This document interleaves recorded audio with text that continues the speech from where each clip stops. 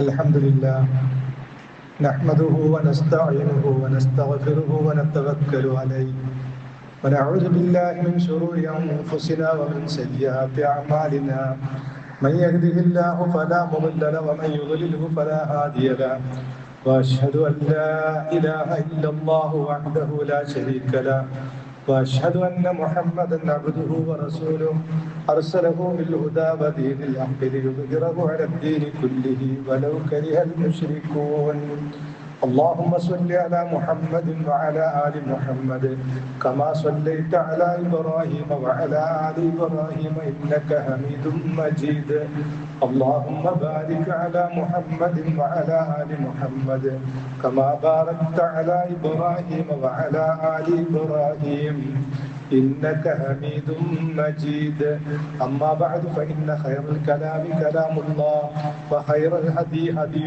محمد صلى الله عليه وسلم وشر الأمور محدثاتها وكل محدثة بدعة وكل بدعة ضلالة وكل ضلالة في النار أيها الناس أوصيكم وإياي أولا بتقوى الله رب اشرح لي صدري ويسر لي أمري واحلل عقدة من لساني يفقه قولي إن أريد إلا الإصلاح ما استطعت وما توفيقي إلا بالله عليه توكلت وإليه أنيب يا أيها الذين آمنوا اتقوا الله حق تقاته ولا تموتن إلا وأنتم مسلمون بسم الله الرحمن الرحيم لتبلون في أموالكم وأنفسكم ولتسمعن من الذين أوتوا الكتاب من قبلكم ومن الذين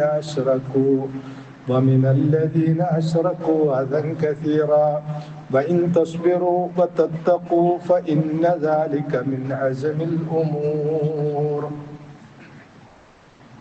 ആദരണീയരായ സത്യവിശ്വാസികളെ, അള്ളാഹുവിൻ്റെ വിധിവിലക്കുകളെ ജീവിതത്തിൽ പാലിച്ച് ജീവിതം വിജയപ്രദമാക്കി തീർക്കണമേ എന്ന് ആദ്യമായി എന്നോടും നിങ്ങളോടും ഉപദേശിക്കുകയാണ്, വസിയത്ത് ചെയ്യുകയാണ്. ദിവസവും 17 തവണ നിർബന്ധമായും ഖൈറിൽ മഗ്ദൂബി അലൈഹിം എന്ന് പ്രാർത്ഥിക്കുന്നവരാണ് നമ്മൾ. അതിൻ്റെ അർത്ഥം നിന്റെ കോപത്തിനിരയായവരുടെ മാർഗത്തിൽ നീ ഞങ്ങളെ ആക്കരുതേ എന്നാണ്. ഖൈറിൽ മഗ്ദൂബി അലൈഹിം, കോപത്തിനിരയായവർ എന്ന് അള്ളാഹു പറഞ്ഞത് ജൂതന്മാരെ ഉദ്ദേശിച്ചുകൊണ്ടാണ് എന്ന് ഖുർആൻ വ്യാഖ്യാതാക്കളെല്ലാം വിശദീകരിച്ചു. എന്തുകൊണ്ടാണ് ജൂതന്മാർ എന്നെ ജൂതനാക്കരുത് എന്നല്ല പ്രാർത്ഥിക്കുന്നത്. ജൂതനാവാൻ നമുക്ക് ആർക്കും കഴിയില്ല. ജൂതനാക്കരുത് എന്നല്ല, ജൂതന്മാരുടെ മാർഗത്തിലാക്കരുത് എന്നാ പ്രാർത്ഥിക്കുന്നത്. എന്താണ് ജൂതന്മാരുടെ മാർഗം?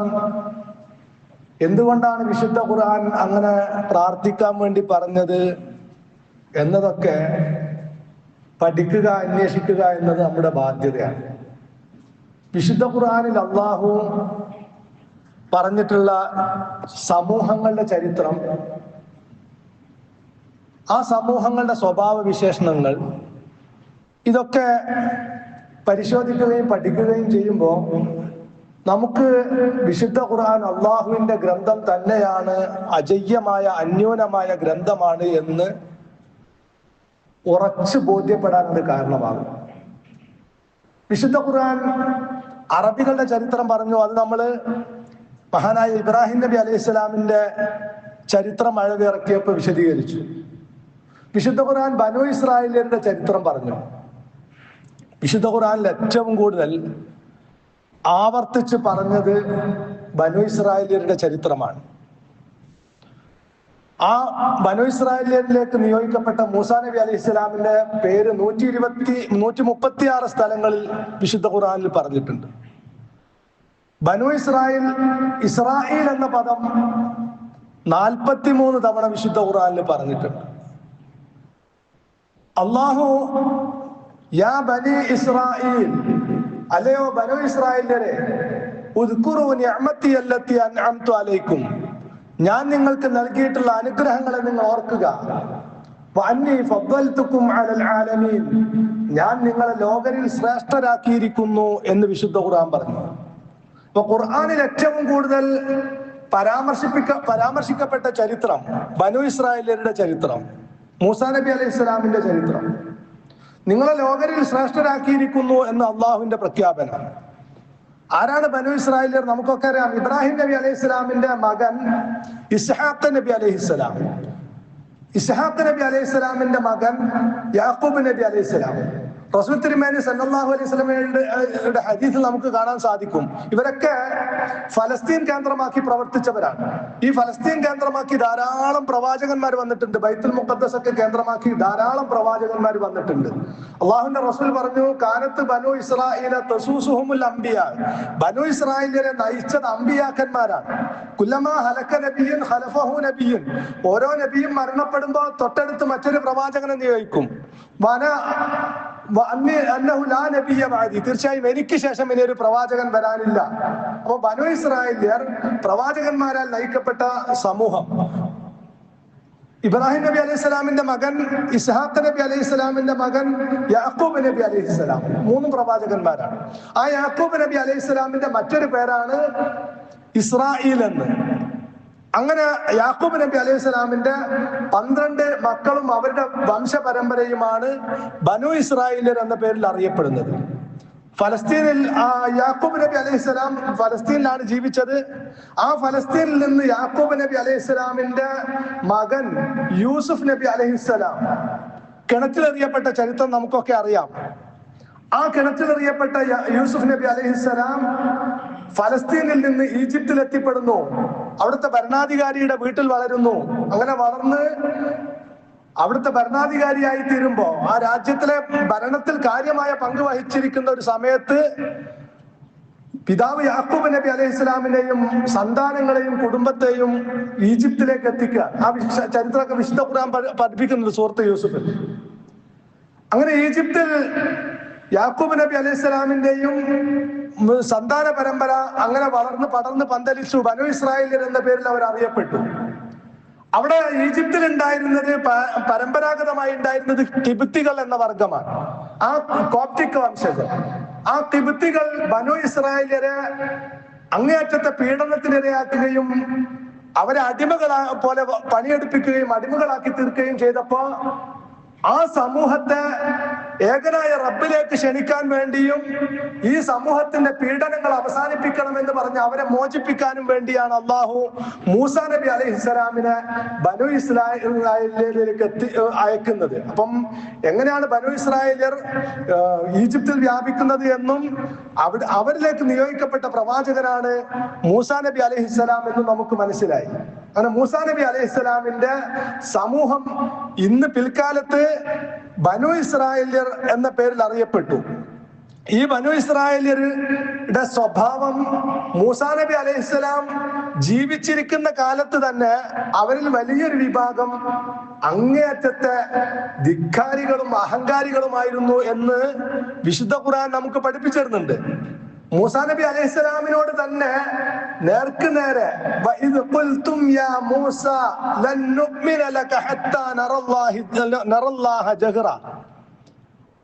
അവര് നിങ്ങൾ പറഞ്ഞ സന്ദർഭം മൂസാ നബി അലൈഹിസ്സലാമിനോട്, ഓ മൂസ, അള്ളാഹുവിനെ ഞങ്ങളുടെ കൺമുമ്പിൽ കാണിച്ചു തരാതെ ഞങ്ങൾ വിശ്വസിക്കുകയില്ല എന്ന്.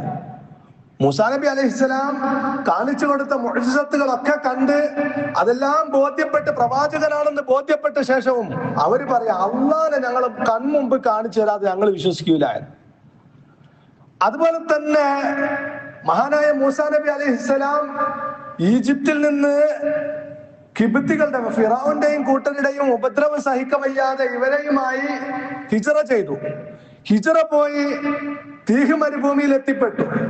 ആ സമയത്ത് തൗറാത്ത് നൽകാൻ വേണ്ടി മൂസാ നബി അലൈഹിസ്സലാമിനോട് സീനാ പർവ്വതത്തിന്റെ മുകളിലേക്ക് പോകാൻ വേണ്ടി ആവശ്യപ്പെട്ട സമയത്ത് ഈ ബനു ഇസ്രായേലിൽപ്പെട്ട ഒരു വിഭാഗം ആളുകൾ ഒരു പശുക്കുട്ടിയെ ഉണ്ടാക്കുകയും ഹാദാ ഇലാഹു മൂസ, ഇതാണ് മൂസായുടെ ഇലാഹു എന്ന് പറഞ്ഞുകൊണ്ട് ധിക്കാരം കാണിക്കുകയും ചെയ്തവർ വിഭാഗമാണ് ബനു ഇസ്രായേലിലെ ഒരു വിഭാഗം. അങ്ങനെ എന്നും ദൈവധിക്കാരവും അഹങ്കാരവും ഒക്കെ മുഖമുദ്രയാക്കിയ ഒരു ജനവിഭാഗമാണ്. അവരുടെ ഏറ്റവും വലിയ അഹങ്കാരം എന്താണെന്ന് ചോദിച്ചാൽ, ബനു ഇസ്രായേലിന്റെ സ്വഭാവമായിട്ട് വിശുദ്ധ ഖുർആൻ പറയാണ്, നഹ്നു അബ്നാഉല്ലാഹി വ അഹിബ്ബാഉഹു, ഞങ്ങൾ അള്ളാഹിന്റെ മക്കളാണ്, അവന് പ്രിയപ്പെട്ടവരാണ്. അപ്പൊ അള്ളാഹുവിന് ഏറ്റവും പ്രിയപ്പെട്ട അള്ളാഹുവിന്റെ മക്കളാണ് ഞങ്ങൾ എന്ന വിശ്വാസക്കാരാണ്, അള്ളാഹുവിന്റെ സന്തതികളാണ് ഞങ്ങൾ എന്ന വിശ്വാസക്കാരാണ് ബനു ഇസ്രായേലിയർ. അതുകൊണ്ട് തന്നെ ജൂതന്മാർക്ക് പരമ്പരാഗതമായി അവരുടെ മക്കളിൽ ഉണ്ടാവുന്ന ജൂതനല്ലാതെ പുറത്തു നിന്ന് ഒരാൾക്ക് ആ മതത്തിലേക്ക് കയറാൻ കഴിയില്ല, ജൂതമതത്തിൽ. കാരണം ഞങ്ങൾ പ്രത്യേകക്കാരാണ്, ഞങ്ങൾ അള്ളാഹിന് ഏറ്റവും പ്രിയപ്പെട്ട അള്ളാഹിന്റെ മക്കളായിട്ടുള്ള പ്രിയപ്പെട്ടവരാണ്. അതുകൊണ്ട് ഞങ്ങളുടെ കൂട്ടത്തിലേക്ക് പുറത്തുനിന്ന് ഒരാളെ ഞങ്ങൾ സ്വീകരിക്കില്ല എന്ന അഹങ്കാരത്തിലാണ് അവരുള്ളത്. അവൻ അങ്ങനെ ഒരു അഹങ്കാരം വെച്ച് പുലർത്തുന്നു. മാത്രമല്ല വിശുദ്ധ ഖുർആൻ പറഞ്ഞു, അവരുടെ അങ്ങേയറ്റത്തെ അഹങ്കാരം, ചതി, കളവ്, വഞ്ചന, ഇതൊക്കെയും അവരുടെ മുഖമുദ്രയായിട്ട് വിശുദ്ധ ഖുർആൻ പഠിപ്പിക്കാൻ. അപ്പൊ നമ്മളോട് ഗൈറിൽ മഗ്ദൂബി അലൈഹിം, ജൂതന്മാരുടെ മാർഗത്തിൽ നാഥ നീ ഞങ്ങളെ ആക്കരുത് എന്ന് പഠിപ്പിക്കുമ്പോ എന്താണ് അവരുടെ മാർഗം എന്ന് വളരെ കൃത്യമായി വിശുദ്ധ ഖുർആൻ പഠിപ്പിച്ചിരുന്നത്. അത് പഠിപ്പിക്കാൻ വേണ്ടിയും ഒരു സമൂഹത്തിന്റെ ധിക്കാരത്തിന്റെയും അഹങ്കാരത്തിന്റെയും ചരിത്രം പഠിപ്പിക്കാനും ആ ചരിത്രത്തിൽ നിന്ന് പാഠം ഉൾക്കൊള്ളാനുമാണ് വിശുദ്ധ ഖുർആൻ ഏറ്റവും അധികം ബനു ഇസ്രായേലിന്റെ ചരിത്രം വിശദീകരിച്ചിട്ടുള്ളത്. ഏറ്റവും കൂടുതൽ ഖുർആനിൽ പറഞ്ഞിട്ടുള്ള ചരിത്രം അതാണ്. ലോകത്ത് ഏറ്റവും കൂടുതൽ നാശം വിതച്ചതും എക്കാലത്തും അവരാണ്. ലോകത്തെ അങ്ങേയറ്റത്തെ ചതിയും വഞ്ചനയും കാണിച്ചത് അവരാണ്.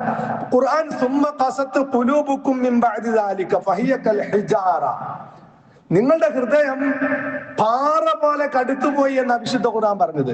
കാണിച്ചു കൂട്ടുന്ന അക്രമങ്ങൾക്കും ക്രൂരതകൾക്കും ഒരു കയ്യും കണക്കുമില്ല. നിഷ്കളങ്കരായ, അങ്ങോട്ടൊരു ഉപദ്രവം ചെയ്യാതെ ജനിച്ച നാട്ടിൽ ജീവിക്കുന്ന സ്ത്രീകളെയും കുട്ടികളെയും അടക്കം നിഷ്കരുണം കൊന്നു തള്ളുക.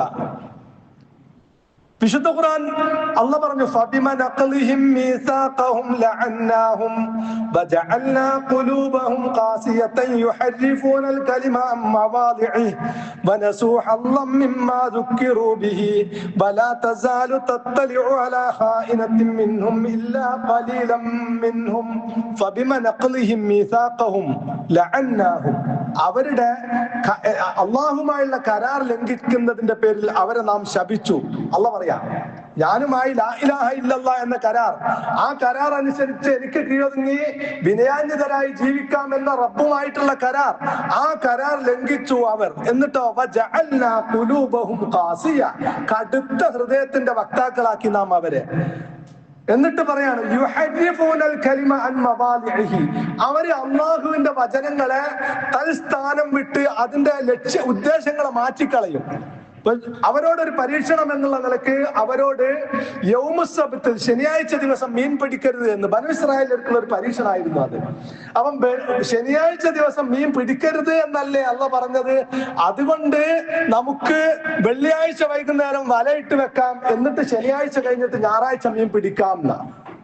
അള്ളാഹ് എന്തേ പറഞ്ഞിട്ടുള്ളൂ ശനിയാഴ്ച മീൻ പിടിക്കരുത്? അപ്പൊ യുഹർരിഫൂനൽ കലിമ അൻ മവാദിഇഹി, അള്ളാഹുവിന്റെ വാചകങ്ങളെ അതിന്റെ ആശയങ്ങളിൽ നിന്ന് തെറ്റിച്ചുകൊണ്ട് അതിന്റെ ലക്ഷ്യങ്ങളെ ഇല്ലാതെയാക്കി തീർക്കുന്ന സ്വഭാവം. എന്നിട്ടോ വനസൂ ഹല്ലം മിമ്മാ ദുക്കിറൂ ബിഹി, അവരുടെ ഓഹരി, അവരോട് പറയപ്പെട്ട, അവർക്ക് നൽകപ്പെട്ട അവരുടെ എല്ലാ ഓഹരികളെ കുറിച്ചും അവർ മറന്നു കളഞ്ഞു. എന്നിട്ട് അള്ളാഹു റസൂൽ തിരുമേനി സല്ലല്ലാഹു അലൈഹി വസല്ലമയോട് പറയാണ്, വലാ തസാലു തത്തലിഉ അലാ ഖായിനത്തിൻ മിൻഹും ഇല്ലാ ഖലീലൻ മിൻഹും, അവരിൽ നിന്ന് വളരെ കുറച്ചു പേരിൽ നിന്നല്ലാതെ അവരുടെ ചതിയുടെ കഥകൾ നിനക്ക് ധാരാളമായി കാണേണ്ടി വരും.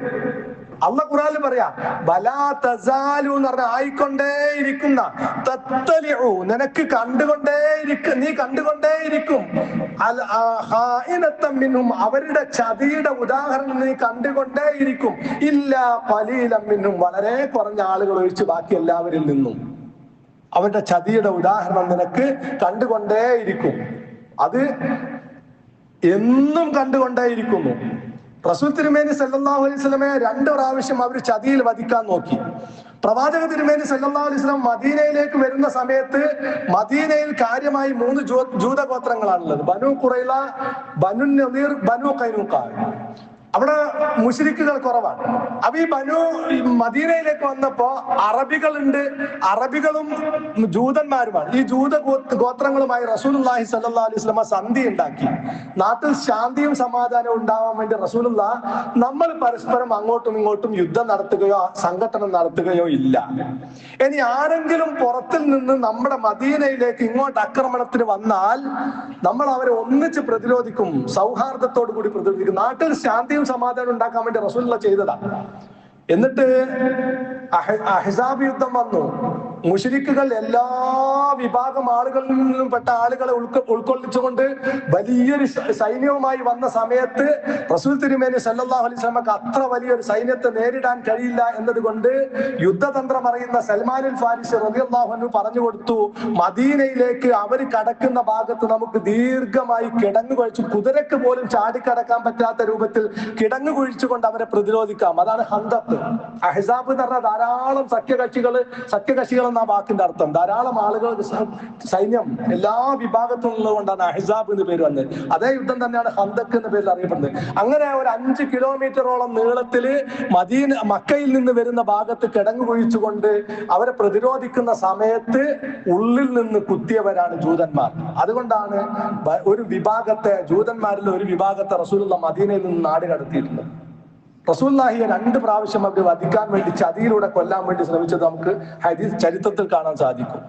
അങ്ങനെ അവരുടെ ചതിയും വഞ്ചനയും എന്നെന്നും അതിന്റെ വാർത്തകൾ നിങ്ങൾക്ക് കേൾക്കേണ്ടി വരും എന്ന് വിശുദ്ധ ഖുർആൻ നമുക്ക് അറിയിച്ചു തരാണ്. ഞാൻ തുടക്കത്തിൽ ഓതി കേൾപ്പിച്ച ആയത്തിലാണ് നിങ്ങളുടെ സമ്പത്തിലും സന്താനങ്ങളിലും നിങ്ങൾക്ക് ശരീരങ്ങളിൽ നിങ്ങൾക്ക് പരീക്ഷണങ്ങൾ നേരിടേണ്ടി വരും. നിങ്ങൾക്ക് മുമ്പ് വേദഗ്രന്ഥം നൽകപ്പെട്ടവരിൽ നിന്ന് നിങ്ങൾ തീർച്ചയായും കേൾക്കുക തന്നെ ചെയ്യും. ബഹുദൈവ വിശ്വാസികളിൽ നിന്നും അദൻ കസീറ, ധാരാളം പീഡനങ്ങളുടെ വാർത്തകൾ നിങ്ങൾ കേൾക്കേണ്ടി വരും. വഇൻ തസ്ബിറു, നിങ്ങൾ ക്ഷമിക്കുന്നുവെങ്കിൽ, വതത്തഖു, നിങ്ങൾ അല്ലാഹുവിനെ സൂക്ഷിക്കുന്നുവെങ്കിൽ, ഫഇന്ന ദാലിക മിൻ അസ്മിൽ ഉമൂർ, കാര്യങ്ങളിൽ ദൃഢനിശ്ചയം ആവശ്യമുള്ള കാര്യമാകുന്നു അത് ക്ഷമയോടുകൂടി സഹനത്തോടുകൂടി നിലനിൽക്കൊള്ളുക എന്നത്. അപ്പൊ അങ്ങേയറ്റത്തെ ധിക്കാരികളാണ്, അഹങ്കാരികളാണ്, ഹൃദയം കടുത്തവരാണ്, ചതി ചെയ്യുന്നവരാണ്. സമ്മാഊനൽ കദിബ അക്കാലൂന ലിസ്സുഹ്ത്, അങ്ങേയറ്റം കളവ് പ്രചരിപ്പിച്ചുകൊണ്ട് തങ്ങളുടെ ലക്ഷ്യങ്ങൾ നേടുന്നവരാണ്. അത് വിശുദ്ധ ഖുർആൻ പറഞ്ഞതാ. ജൂതന്മാരുടെ കളവ് പ്രചരിപ്പിച്ചുകൊണ്ട് ഒരു രാജ്യത്തെ ഇല്ലാതെയാക്കുക, ഒരു ജനവിഭാഗത്തെ ആക്രമിച്ചില്ലാതെയാക്കുക.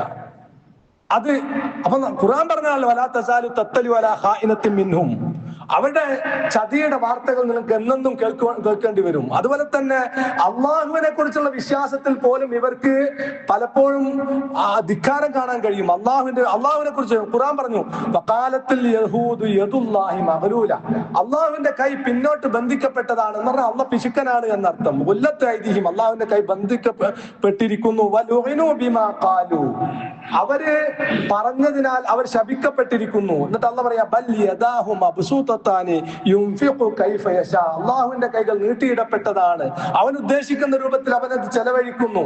വല യസീദന്ന കസീറൻ മിൻഹും മാ ഉൻസില ഇലൈക മിർ റബ്ബിക തുഗ്യാനം വ കുഫ്റ, അവരിൽ അധികം ആളുകളിൽ നിന്നും റബ്ബിൽ നിന്ന് അവതരിക്കപ്പെട്ട കാര്യത്തിൽ അവർ തുഗ്യാനും കുഫറും, നിഷേധവും ധിക്കാരവും അതിക്രമവും കാണിക്കുന്നത് കാണാൻ കഴിയും നിനക്ക്. അവർക്കിടയിൽ വെറുപ്പും ശത്രുതയും അന്ത്യദിനം വരെ നാം നിക്ഷേപിച്ചിരിക്കുന്നു എന്നാണ്. അവ വിശ്വാസികളോട് അങ്ങേയറ്റത്തെ വെറുപ്പും ശത്രുതയുമുള്ള അന്ത്യദിനം വരെ അങ്ങനെ നിലനിൽക്കുന്ന ഒരു ജനവിഭാഗമായിട്ടാണ് ജൂതന്മാരെ കുറിച്ച് പറഞ്ഞത്. എന്നിട്ട് അള്ളാഹ് പറഞ്ഞു അവര് യുദ്ധക്കൊതിയന്മാരാണ്. തുറന്ന് അള്ളാഹ് പറയാ യുദ്ധക്കൊതിയന്മാരാണ് ഇവർ. കുല്ലമാ ഔഖദു നാറൻ അത്ഫഅഹ അല്ലാഹ്, അള്ളാഹു അവര് യുദ്ധത്തിന്റെ തീ ആളിക്കത്തിക്കാൻ ശ്രമിക്കുമ്പോഴൊക്കെ അള്ളാഹു അത് കെടുത്തിക്കളഞ്ഞു. അവർ നാട്ടിൽ കുഴപ്പങ്ങൾ ഉണ്ടാക്കാൻ വേണ്ടി പരിശ്രമിച്ചു കൊണ്ടിരിക്കുന്നു. വല്ലാഹു ലാ യുഹിബ്ബുൽ മുഫ്സിദീൻ, ഫസാദ് ഉണ്ടാക്കുന്നവരെ, നാട്ടിൽ കുഴപ്പം ഉണ്ടാക്കുന്നവരെ അള്ളാഹു ഇഷ്ടപ്പെടുകയില്ല എന്ന്.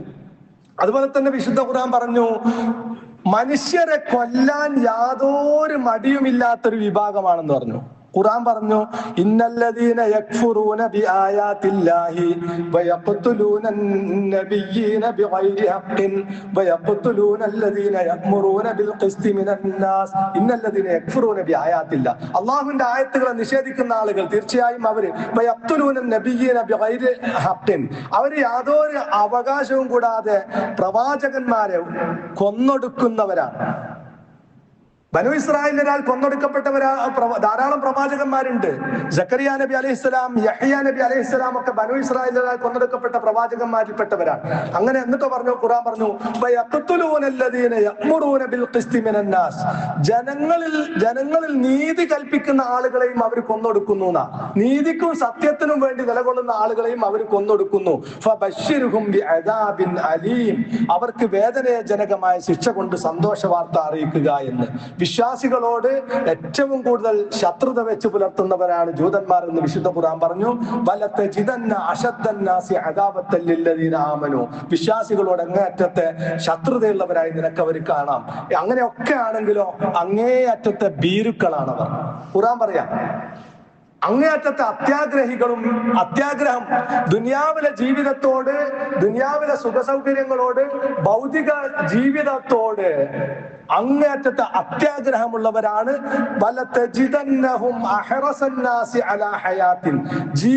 ജീവിതം ദുനിയാവിലെ ജീവിതത്തോട് അങ്ങേയറ്റത്തെ അത്യാഗ്രഹമുള്ളവർ നിനക്ക് അവരെ കാണാം. ബഹുദൈവവിശ്വാസികളെയും 1000 വർഷം ആയുസ് കിട്ടിയിരുന്നെങ്കിൽ എന്ന് അവർ ആഗ്രഹിക്കും. അത് ദുനിയാവിനോ ഇല്ല, ജീവിതത്തോട് അങ്ങേയറ്റത്തെ അത്യാഗ്രഹമുള്ളത് കൊണ്ട് അങ്ങേയറ്റത്തെ ഭീരുക്കളാണ് അവർ എന്ന് വിശുദ്ധ ഖുർആൻ പഠിപ്പിച്ചതാണ്. ഇപ്പൊ അവര് ഒരു വീടുണ്ടാക്കുമ്പോ സുരക്ഷിതമായ ഒരു ബങ്കർ കൂടി ഉണ്ടാക്കാൻ അവിടുത്തെ ഗവൺമെന്റിന്റെ നിർദ്ദേശമാണ് എന്നാണ്. നോക്ക് നിങ്ങൾ, എത്ര മനുഷ്യന്മാർ നിർഭയത്വത്തോടുകൂടി, ശാന്തിയോടുകൂടി, സമാധാനത്തോടുകൂടി ജീവിക്കണമെന്ന് ആഗ്രഹിക്കുകയും അതിനുവേണ്ടി പ്രവർത്തിക്കുകയും ചെയ്യുന്നതിന് പകരം നമുക്ക് യുദ്ധത്തെ നേരിടേണ്ടി വരും, അതിന് നിങ്ങൾക്ക് സുരക്ഷിതമായ ബങ്കറുകൾ, നിങ്ങൾ വീടുകൾ നിർമ്മിക്കുമ്പോൾ നിർമ്മിക്കണം എന്ന് പഠിപ്പിക്കുന്ന ഒരവസ്ഥയിലേക്ക് ഭീരുക്കളായിട്ട് ജീവിക്കുന്ന ഒരവസ്ഥ അവരിൽ നിനക്ക് കാണാൻ കഴിയുന്ന. അപ്പൊ ഇത്തരത്തിൽ അങ്ങേയറ്റത്തെ അക്രമവും ചതിയും ക്രൂരതയുമായി ജീവിക്കുന്നത് കൊണ്ട് വിശ്വാസികൾക്ക് അവരോട് അവസാന കാലഘട്ടത്തിൽ പോരാട്ടം നടത്തേണ്ടി വരുമെന്നും അങ്ങനെ അവരുടെ അക്രമവും ക്രൂരതയും കാരണം ഓരോ കല്ലും മരവും പറയുന്നതാണ്. അബൂ ഹുറൈറ റളിയല്ലാഹു അൻഹു റിപ്പോർട്ട് ചെയ്യുന്ന ഒരു ഹദീസ്, ബുഖാരിയും മുസ്ലിം ഒക്കെ റിപ്പോർട്ട് ചെയ്യുന്ന ഹദീസ് നമുക്ക് കാണാം. ലാ തഖൂമു സ്സാഅത്തു, അന്ത്യദിനം സംഭവിക്കുകയില്ല, ഹത്താ യുഖാതിലുൽ മുസ്ലിമൂന അൽ യഹൂദ, മുസ്ലിമീങ്ങൾ ജൂതന്മാരോട് പോരാട്ടം നടത്തുന്നത് വരെ.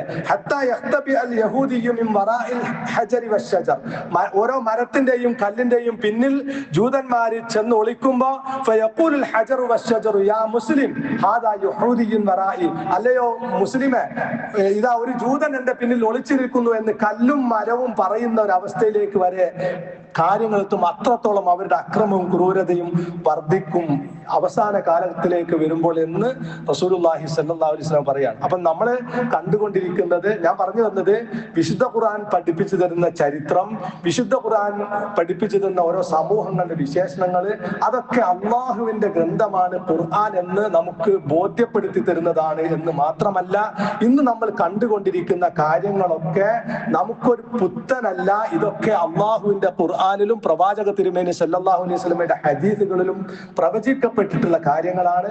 അതുകൊണ്ട് തന്നെ വിശ്വാസികൾ എന്നുള്ള നിലയ്ക്ക് ഈമാനിൽ അടിയുറച്ചു നിൽക്കുകയും ദുർബലരായ പാവങ്ങളായ നരകയാതന അനുഭവിക്കുന്ന ആളുകൾക്ക് വേണ്ടി പ്രാർത്ഥിക്കുക, അവർക്ക് വേണ്ടി ചെയ്യാൻ കഴിയുന്നതൊക്കെ ചെയ്യുക എന്നതാണ് വിശ്വാസികളായ നമ്മുടെ ബാധ്യത. അതാണ് നമുക്ക് വിശുദ്ധ ഖുർആൻ പഠിപ്പിച്ചു തരുന്നത്. ഏതായിരുന്നാലും ഖുർആനിൽ നിന്ന് ഈമാൻ ഉൾക്കൊണ്ടുകൊണ്ട് യഥാർത്ഥ വിശ്വാസികളായി ഈമാനോടുകൂടി ജീവിച്ച് ഈമാനോടുകൂടി മരിക്കാൻ റബ്ബ് സുബ്ഹാനഹു വ തആല എനിക്കും നിങ്ങൾക്കും തൗഫീഖ് നൽകുമാറാവട്ടെ.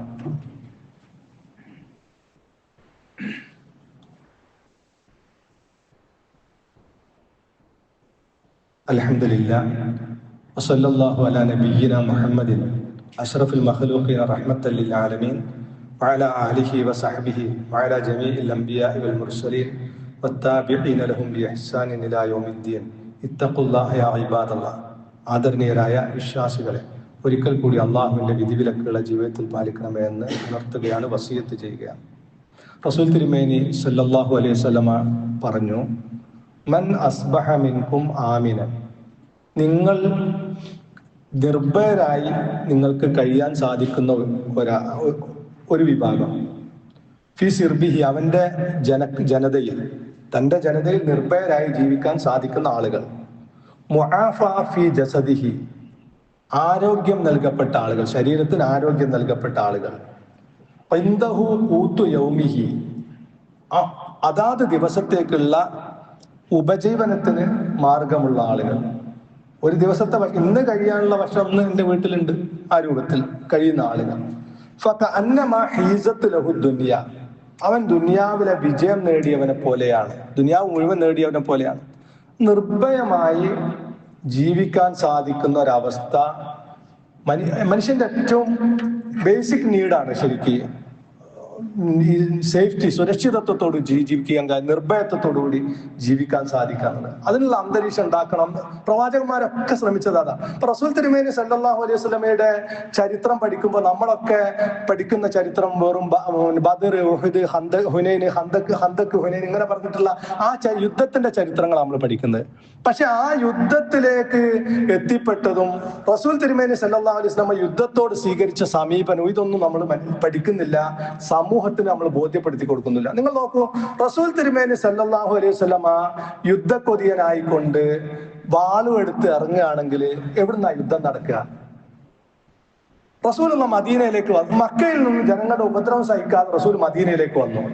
മദീനയിലേക്ക് വന്നു റസൂൽ ആളും അർത്ഥവും സജ്ജീകരണങ്ങളും ഒക്കെ ആയി കഴിഞ്ഞു.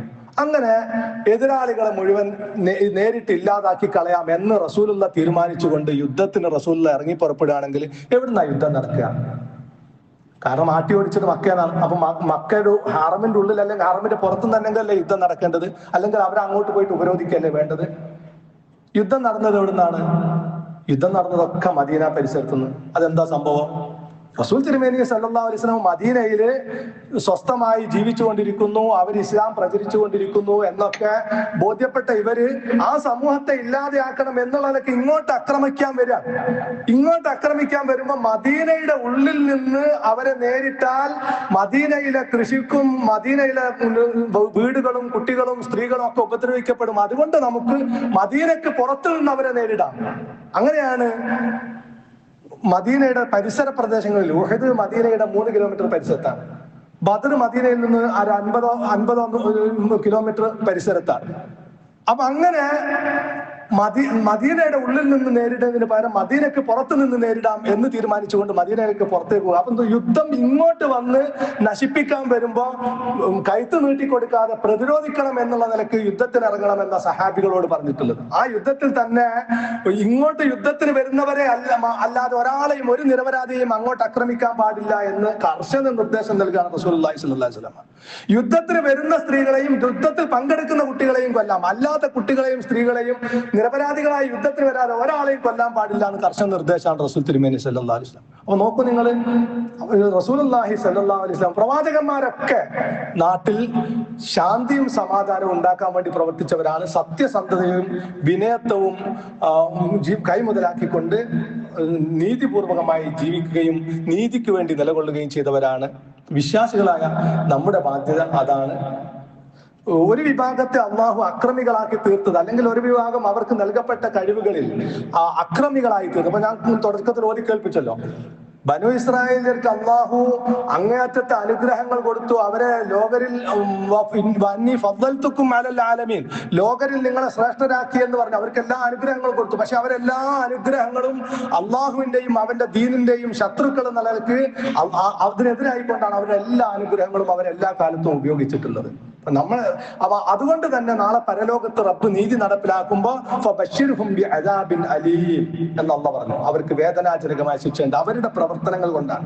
വിശ്വാസികളുടെ ഈ വിനയത്വവും താഴ്മയും നീതിക്ക് വേണ്ടി നിലകൊള്ളുന്നത് കൊണ്ട് വിശ്വാസികൾക്ക് അത്യുന്നതമായ സ്ഥാനവും പദവിയും നാളെ പരലോകത്ത് റബ്ബ് സുബ്ഹാനഹു വ തആല നൽകുകയും ചെയ്യും.